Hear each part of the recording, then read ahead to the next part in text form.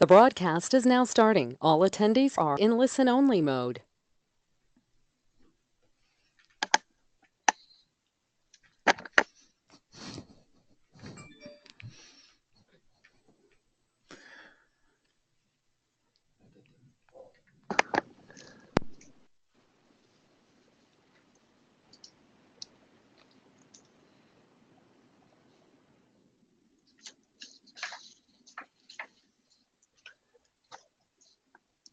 As always, we like to always thank our education committee and all the fine volunteers of the BPAA who make this presentation possible.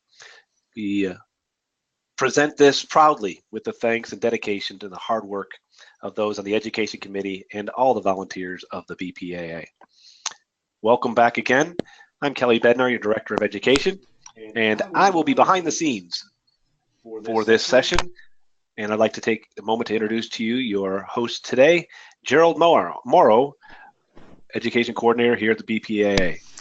Gerald. Thanks, Kelly. Glad everybody could join us today. I know some of you were here for last week. And last week we kind of talked a little bit about training and education and the big difference in our two programs that we offer in the online education and training here at Bowling University. Excuse me. Today we're going to actually dive in and talk about the on-demand online training. Again, last week we kind of set the stage. We have training and we have education, and they're two different online programs. But today we're going to focus on that training program. And then a quick plug for next week. We hope you'll join us for the education, and we'll dive into that. Got a lot going on today. We're going to try to get a bunch of questions answered, talk to a couple of centers that are heavy users in the program, so that way they can kind of share some of their ideas with you. But first, we're going to start off with a quick poll. So the question is, are all employees trained on answering the phone? So are all your employees trained on answering the phone? Do you specifically train them and talk to them in their hiring process about, hey, yes, this is how we answer the phone at our center? Nah, it's really just a waste of time. People should know how to answer the phone, or I'm not really sure. I'm not sure in our training program if we train them or not. So think about that real quick. We've got people responding.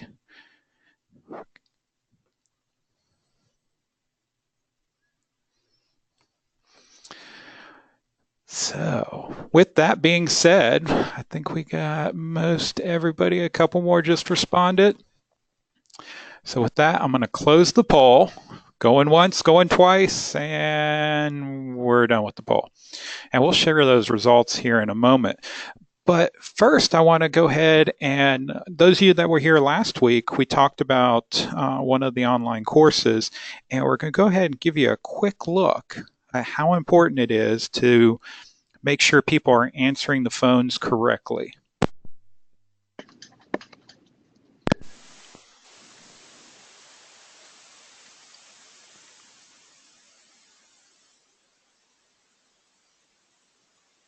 The 7 steps to perfect telephone etiquette. Did you know 75% of adults admit to using their phone whilst going to the bathroom? Ugh. With statistics like that, it's no wonder so many customers think telephone etiquette is getting worse. Every time you make or receive a call at work, the conversation you have with customers will shape their entire perception of your company. As the saying goes, you never get a second chance to make a first impression. And amazingly, it takes just 6 seconds for the caller to make an impression of your business. If you wow them, you could create a customer for life. But get it wrong, and the customer could hang up the phone for good. Let's take a look at the 7 steps to perfect telephone etiquette, so you can turn every new caller into a lifelong customer.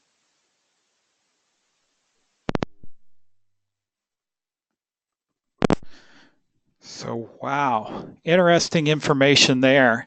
And when we share the results of the poll, we got 40% saying yes, 40% saying no. that their employees are trained on answering the phone.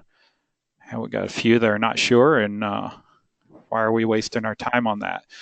Well, of course, as you saw there, it's valuable information that you could lose potential customers. So we're going to talk about the on-demand online training. We're going to kind of go through this quickly so that way we have time for plenty of questions and to talk to our two guests today. So that's a brief look at the agenda there. We're not going to spend much time on that. So what is on-demand online training? Well, this is designed for your new hires and frontline staff members, and even your established team members. So often we think about our bowling centers and we are like, we don't onboard. Onboarding's for big companies. But every person that you bring onto your team is actually being onboarded. Now, you may not have a formal process right now, but you are onboarding them. Even if you're putting them with another employee to shadow and you're filling out some tax paperwork and that kind of stuff. So we're here to help you in that training process by providing some of the online education and training. So when we're looking at onboarding an employee, you probably saw this last week if you were here, we're looking at that second step, kind of engaging them, getting them started. So that way when we put them out there, they have some confidence to be able to answer the phone and greet customers and help find the best product for the customer at the time. And next week, of course, we'll talk about educating them, which is a whole different level where we're trying to educate them and empower them to make some of the decisions and talk about the why we do things. Again, with training, it's how we do things. So how do we get started in this? Well, it's pretty easy. All we got to do is make sure that you register your center. You'll complete a brief online form, and we'll go from there and walk you through the process. So if you're on our website, bowlinguniversity.net, you'll look up at the top there, and under the menu under online education, you'll see the on-demand online training. Click on that, and that'll take you here. And this is like the mothership for the on-demand online training. This is the location where everything is, the one website that you can go to and find everything you need. You'll notice it says center registration over there. That's where you click to register your center. Quick, brief form right here. Put basic information. If you don't know your BPAA number, it's not a big deal. We can find that as long as we got a state and a zip code. And you know what, Kelly? We'll make it easy for them. That step on registering their center, if you're here on the webinar today, we'll take care of that for you. So we'll just make it easy. If you're here on the webinar and you register for this webinar, whether you're in a subscription state, non-subscription state, and we'll talk about that later, we'll get you set up, register your center, and we'll talk about that a little later on today. So once that center is registered, which I'll take care of that for you, you're going to get an email with a few steps. And these few steps are all you have to share with your team. You can email it out to your team members, you can print it, you could post it in the center, however you want. We've got a sample template there that you can modify and download right from our website, and we'll show you where that is a little later. First step, if you want to know what your employees are going to go through, they're going to go to a simple link. That's going to be the first step. No need to write this down. We're recording the webinar, plus you're going to get your email with this information. Once they get there, they'll land on a page that looks something like that. They'll put their first, last name, email address, and then down at the bottom, you'll notice they're looking for a code. And that's the super secret code that we'll send you in an email. You should have those by Monday at the latest. Code gives your employee access to the courses in your team's library. So basically, if I sign up and I put in my code, it makes sure that I'm assigned to that bowling center. Then they'll go step 3 as they go to the course library. As you'll see, there's several courses in there, everything from safety and phone etiquette to basic service standards and promoting sales inside the center. Even a new social media awareness course. And we'll talk about that a little later as well. But you got 7 courses in there. Each of the courses are designed to take no more than about an hour to complete. The telephone etiquette and the social media awareness, those are each about 10 to 15 minutes apiece. Hey, they make an impression of your business in 6 seconds. I think I could spend 10 minutes per employee to teach them and give them some basic telephone etiquette just right there on the on the on-demand online training program. And they can do all of these right from their mobile device as well. So it's not something they have to sit down in front of a computer and spend hours and hours doing. They can do it right on their mobile device or tablet, however you would like them to do it.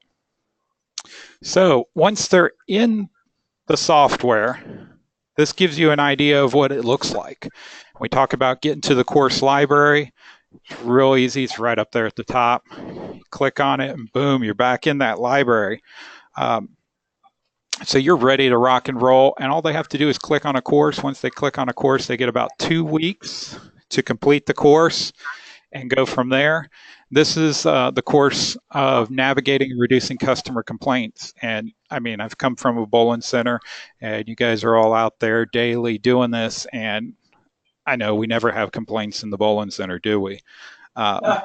So think about your new team members. Some of them are not comfortable, don't have a lot of confidence. They've just started, and somebody comes up and complains to them. So they're going to ask, what do I do? And you don't have enough time in your day-to-day operations to train them on every scenario. So in this course, we kind of try to lay out a few scenarios, teach them how to identify some different types of complainers, and teach them how to resolve the issue the best they can within the guidelines that you give them. So real quick, like we talked about, in these courses, we're going to give you a quick look at one of the scenarios that, I mean, it may happen, it may not happen in your center, but it's probably happened at some center at some point. So think about this. You know how you would answer this question, but how would your other team members answer this question?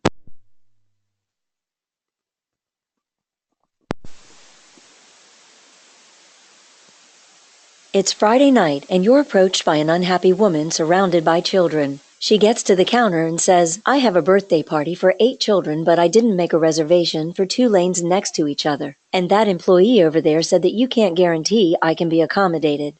I really need 2 lanes next to one another because it's just me and one other mother who are the only chaperones, and we need to keep an eye on them. I have money to pay for this party, and I want to know how you're going to resolve the situation. I didn't know it would be this busy."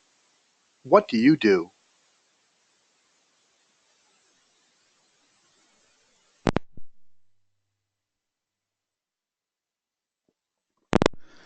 All right, so that's a quick look. Think about that scenario. How would your team handle it? Would they make the decision that you wanted them to? Have you kind of given them some information on that type of scenario in the training process for them to make the best decision possible? Again, the program's here for you to use. That's just a quick sample. We want to show you, we talked about some resources, and we're talking about that template earlier. Back on the website, you'll see everything under the Let's Go section there. There's a couple things. You have a user guide, and again, that user guide's got pictures, information, so that way you can kind of look and see where things are in the program. The other big one, we're here to help you make it easier for you to get things started. So under the manager's resource, there's also a template there. You can fill in your bowling center information, the special code, super secret code we'll give you, and you can enter in your courses that you want them to take. Maybe it's a specific course, maybe it's all of them, maybe it's you want them to take them in this order. That's completely up to you. So now we're starting to get into, okay, we know what the program is. We know how to get started. We're going to get you guys that information by Monday in an email with all your login. So, okay, what are some suggested best practices? Like we talked about last week, we'll just touch on these briefly. You get new hires. Use this program and use these courses in the first couple weeks of their employment. Maybe it's the first 30 days. Maybe it's during the probationary period. And we're going to talk to a couple proprietors and a general manager that got in there and started using the program. Existing staff members. A big thing with this program is we're trying to reduce your risk through compliance training, and safety is a big program. Again, you have current employees that probably need to go through the safety program. We want to make sure that everybody goes through it, so that way you can make sure that everybody's in compliance with basic safety protocol in your facility. So that's definitely a big issue there. Incentivize team members to go back through the program. And then add the training to your employee handbook as part of an onboarding process. Again, we don't have to call our process onboarding, but you are onboarding somebody when you hire them and bring them into your facility. So think about that. Couple of things. Hey, you know what? Day one, everybody's got to complete that tax paperwork and all those forms. Have them complete that and take bowling center safety training. Once they finish that, walk them through the center. You get to reinforce the lessons that they just learned and see things that were discussed in the training program. And maybe that's all you do on day one of training. Day two, bring them in, set them down, and let them do Introduction to Service Standards and maybe one other course. So that's about 2 hours. And then they can go out and start to shadow a team member. And you can kind of get an idea of how we're walking the employee into that process. So what we're going to do is we're going to bring a couple of proprietors in, general manager, to talk with us. And we're going to go ladies first. So we're going to talk to Miss Melanie Campbell from Rainbow Lanes. Melanie, can you hear me? I can. All right, Melanie. You were one of the heavier users of this program. How did you get started? So training was something that we struggled with. I am in this with my parents. They are very old school. They just kind of like doing the things the old way. But once I took all of these courses and I realized that this was something that could cover our behinds, this was insurance, this was something that all of our employees needed to know. And then once I put it to them that it's insurance, it's going to cover us, they were completely on board.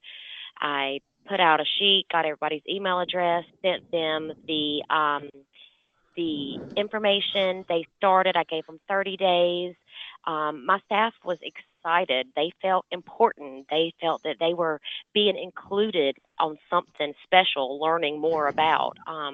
So it turned out to be phenomenal, and I am thankful for it.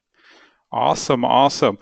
We're also going to bring in Brian Collier. Keep Melanie there because we'll talk to both of them. But Brian, you were also a big user in the program. How did you guys get started? Was it similar to Melanie? Is that your mindset, or what was your process?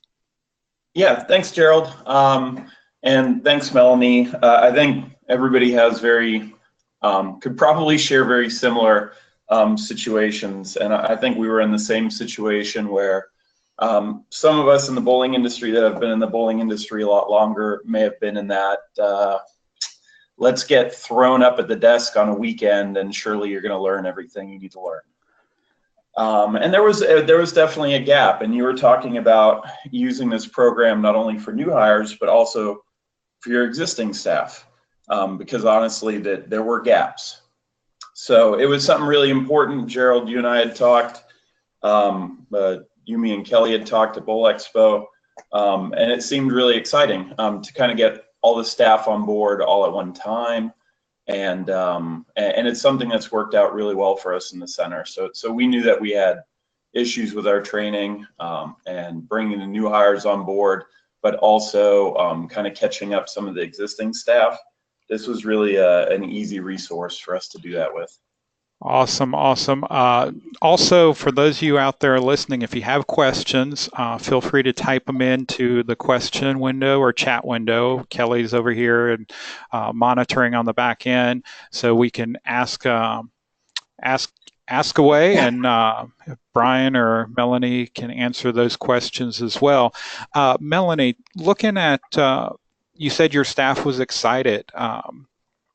Were they just coming to you going, hey, what do we do with this situation or that situation? So how did that excitement feed over into the day-to-day operation? It opened the door because they felt that they could come to us with anything. It's always been an open door policy here. You can come to us about anything. But then they were like, how do I use a fire extinguisher? Can we have training on this? What do we do if, we are having a tornado? Just random things that they all started they came up with like 10 or 15 different things. And so gradually we just started, I put several of them in charge of doing certain things and coming up with other things that we could learn about. And so therefore that made them feel important, and that we weren't just giving them this information just to go do. I gave them the opportunity to do it while they were on the clock. 95% of my staff did it on their own time, and they were more than happy to do that. Now, I did do some incentives where, I did a Starbucks gift card and, did offer to pay them, for their time that they did. But it was a success. Excuse me. So yeah, I was going to ask if you were incentivizing them. So that's always again a good idea to get the program up and running and take those first steps. So often it's always hard. We want to do things. It's a good idea, but that first step. So when you took that first step, and this question is for Brian and Melanie, when you took that first step, what was going through your head? You were like, okay, I'm just going to do this, or did you really sit down with your team and plan out a strategy? We had a staff meeting, and I pretty much gave them 30 days. And asked them to get it done as quickly as possible. I asked them to come in. They could come in early. They could use our computers, tablets, all sorts of good stuff, so they could do it here. But we didn't tell them that we were going to reward them extra on top of being paid. But those that completed it, like my mechanics, I did not think they were going to be one of the first 3 people that completed it, but they were, and they were so excited to come in and print out their certificates.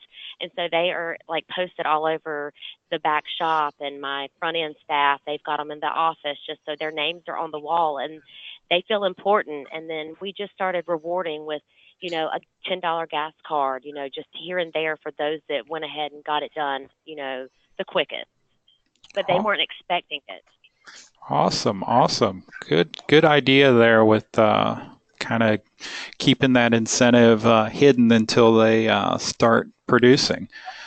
Brian, what about you? Yeah, we did actually something very similar. So initially I sat down with some key staff members, and our initial kind of goal was how do we tie it in with new hires? So we were looking at new hires initially and building it into our employee handbook, and actually making it part of our training and onboarding procedure. So what did that look like? What did the deadlines look like? What kind of incentives? Would the time be paid? Would it not be paid? And then, of course, we wanted to address the existing staff. So what we did was we tied it in with one of our monthly employee meetings, and we had them actually, and really, I wanted to test some of my existing staff. So I didn't give them guidelines or any kind of deadline. I wanted to see how they would attack it. And it was actually pretty interesting to see how eager some of the staff were. And like Melanie said, sometimes you're kind of surprised because you wouldn't expect somebody from the maintenance staff to jump on board, and or even somebody from the kitchen staff. But so it can kind of be an eye-opener to see who kind of just jumps in and attacks it, and who kind of takes their time with it, because that also helps to let you know if maybe you may not have the right staff in place. And I think that's a big part of it as well. Good point, Brian. Yeah, it's kind of interesting to see how we got two centers and how you guys kind of got it started and attacked it. And I mean, why does everybody got to pick on the back end and mechanics? It looks like before we get into anything else, it looks like Kelly's got a question. Well, not a question. Actually, I have another person, a user, that has made a point here. Hey, Luke, can you hear me? Yes. Hey, what did you have to say there? What you said something about you did the certificates on the wall also? Yeah, it's kind of nice because we put all of our certificates up on the wall, and it's important for the staff member, but it's also important for the customers. I always see them looking at all the courses that our staff members took, and they see that we're trying to improve our services here at the center. Oh, what a great idea that is. I mean, I didn't even think of it from a customer's perspective, that if it's maybe somewhere the customers can see it. I guess it happens when I go to other places where you can see this person's certified in that and things of that nature, in customer service or in safety or things of that nature. That certainly does add another perspective to the training that we're looking at. The one question I have for Brian and all three of you now that I got all of your mics open is, okay, let's just be realists. Not all of the staff were encouraged to doing it. Did you go for 100% compliance and everybody doing it? Was there consequences or just rewards for completing the courses? Consequences. No, I was looking for 100%. I really was, but initially, again, I didn't set any guidelines because I really wanted to see who was going to take the initiative and attack it and who wasn't. So once I had given it about a week or two and I told them, I said, look, I think this is going to be fantastic. A lot of the staff, and look, they understand too, that a lot of the times we'll bring a new hire on and they may work with Kelly one night, they may work with Gerald one day. I may have an opportunity to walk them through and work with them for a couple hours, but then sometimes our schedules get hectic and you may have a new hire that comes on board and you may have 30 minutes with them. So there are definitely some gaps, and then you get it on the back end, so that lack of training, it hits you later on down the road. You're trying to be productive and all of a sudden you're getting interrupted because, well, Montana doesn't understand this, or she wasn't told about that. So for the new hires, it was immediate. For the existing, I kind of wanted to see who was in place. Now they were, and I didn't tell them, but they were actually going to be, they did get compensated for their time. So we did compensate them for their time. And then when I saw a couple stragglers, I actually told them that they had to complete it within the next week. And there was actually one or two that didn't. And they're actually no longer with the company, because I think education is important. And if that employee doesn't share that viewpoint, then they're probably not on board with what we're trying to accomplish. Great. How about you, Melanie? Did you have consequences for those who didn't, or is it just a rewards for those who did? We did not have consequences. We pretty much, I've still got some that I'm struggling to get to do it. It's pretty much my high schoolers that I've had trouble, trying to get them to do it. But when they kind of got wind that I was giving out gift cards, they were like, okay, well, maybe, we should have done this a little bit before now. But our new hires, no, there's no ifs, ands, and buts about it. It is done within the first 30 days. And if you would like to continue your job, then this is a requirement. Awesome. And Lou, I'm not saying awesome because that's true. I'm just saying that you have some sort of a policy. Lou, what do you guys got going on? We do it during our onboarding process now. With the older people who've been around for a while, we were in the regular educational type programs before. Some of them has completed these, but not many yet. We're still going to work on that. I do like the idea, though, about the gift cards, though. I think that'd be a nice little touch, especially for a new hire. They see that and they go, wow, this place is kind of neat. Well, great. Thank you, all three of you, for your feedback and giving us some real life practical applications of this program, because we sit here a little bit in a vacuum where we hear all of these occasionally, but to hear it directly from you, I'm sure those who are watching this live and who'll be watching the video later can take your words and hopefully utilize some best practices for them. Gerald, that's all the questions we have here. I'll turn it back over to you to wrap it up. All right. Thanks, Kelly. And thank you again, Lou and Melanie and Brian, for joining us. And again, you learn most a lot of times from your fellow proprietor, general manager, how they implemented programs in their facilities, and thank you guys for definitely sharing. Real quick, I know that some of you are probably like, okay, what's the catch? How much does this cost? Well, guess what? If you're in one of those states on your screen right now, go thank your state ED and your local state board there, because they have covered the cost of both not only the training program but also the education program that we'll talk about next week. Now, if your state's not on there, of course there's a cost involved for the member centers. We're looking at $99 a month, and just coming full circle with the telephone course, I mean, if you have every employee go through that, and hey, they keep one more customer and are able to impress one more customer in that first 6 seconds of an interaction on the phone, I think you're going to get a good ROI on that $100 a month. At the bottom of the hour, so Kelly, any more questions over there? It doesn't look like it. And so with that, we wanted to keep this short and sweet, and we appreciate Melanie and Brian and Lou for jumping in and helping us out. Again, this webinar is recorded, so it'll be available on our website. Also, those of you that are on, don't worry if your center's not registered and you haven't registered for the on-demand online training. I'll take care of that for you, and you'll get an email with all your information. If you're registered, you'll get an email as well, just so that way you have those 3 steps, and I hope you share those with your team. Join us next week at the same time. We're going to be talking about the education program. Of course, we talked about training. Training's basically how to do it. And again, it's great in that onboarding, that new hire process.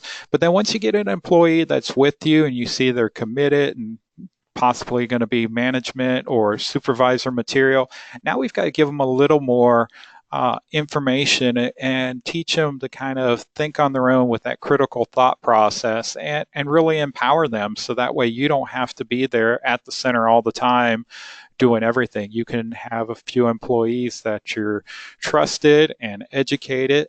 And we're going to talk about the education program, look at the differences and how to get started with that program, and go from there as we wrap up our webinar series on training and education. Again, thank you, everybody. Kelly, I'll turn it back over to you to close us out, and thank you again. Well, no, thank you, Gerald, for another well put together, straight to the point webinar for our members to gain the knowledge that we have available for them. We'll see you all again next week, same time, 11 a.m. Eastern time, 10 a.m. Central. And of course, I guess that makes it early morning for you West Coasters. Thanks you again. See you guys next week.